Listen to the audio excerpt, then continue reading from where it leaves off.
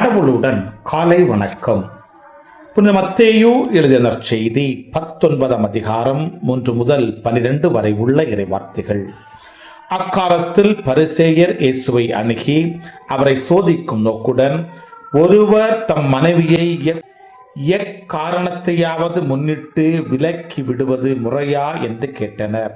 அவர் மறுமொழியாக, படைப்பின் தொடக்கத்திலேயே கடவுள் ஆணும் பெண்ணுமாக அவர்களை படைத்தார் என்று நீங்கள் மறைநூலில் வாசித்ததில்லையா என்று கேட்டார்.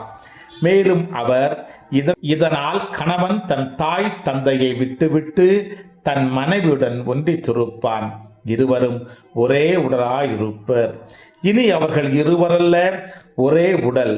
எனவே கடவுள் இணைத்ததை மனிதன் பிரிக்காதிருக்கட்டும் என்றார். அவர்கள் அவரை பார்த்து, அப்படியானால் மணவிலக்கு சான்றிதழை கொடுத்து மனைவியை விலக்கி விடலாம் என்று மோசே கட்டளையிட்டது ஏன் என்றார்கள். அதற்கு அவர், உங்கள் கடின உள்ளத்தின் பொருட்டே உங்கள் மனைவியரை விலக்கி விடலாம் என்று மோசே உங்களுக்கு அனுமதி அளித்தார். ஆனால் தொடக்க முதல் அவ்வாறு இல்லை. பரத்தமையில் ஈடுபட்டதற்காக அன்றி வேறு எக்காரணத்தையாவது முன்னிட்டு தன் மனைவியை விலக்கிவிட்டு வேறொரு பெண்ணை மணப்பவன் எவனும் விபச்சாரம் செய்கிறான் என நான் உங்களுக்கு சொல்லுகிறேன் என்றார். அவருடைய சீடர்கள் அவரை நோக்கி, கணவர் மனைவியர் உறவு நிலை இத்தகையது என்றால் திருமணம் செய்து கொள்ளாதிருப்பதே நல்லது என்றார்கள். அதற்கு அவர், அருள் கொடை பெற்றவரண்டி வேறு எவரும் இக்கூற்றை ஏற்றுக்கொள்ள முடியாது. சிலர் பிறவிலேயே மன உறவு கொள்ள முடியாதவராய் இருக்கின்றனர்.